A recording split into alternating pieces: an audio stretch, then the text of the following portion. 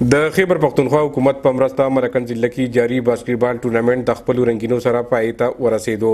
د فائنل میچ وړاندې هاف کې د تاڼه ګلیډیټر د دوه مقابله کې تاڼه سټار 9 پوینټ سره برتري ترلاسه کړل. دویم هاف کې تاڼه سټار د 15 مقابله کې 55 پوینټ سره په میچ گریپ مضبوط شو.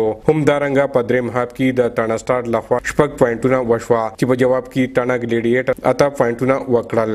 د میچ اخیری او فیصله کن هاف کې مقابله 55 پوینټ سره سر شو او میچ تاڼه سټار په خپل نوم کړو. د لوبغاړو وینا ده کچري دوی ته میدانونه او نور سہولیات ورکړي شي نو دوی د ملک نوم روښانه کولی شي.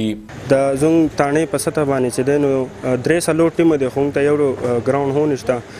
مهرباني به دی چې موږ ته یو ګراوند اویلیبل شي. کلاړیانو په سطح باندې دلته کې ټیلنټ ډېر زیات سیوا دی خو حکومت دې طرف ته توجه وکړه نو ډېر احسان دی. ملکن کې ټیلنټ کمی نشته خو ان شاء الله چې دوی ته څونه فیسیلیټي میلاو شو نو دوی به مخکې راځي په دې حواله سره.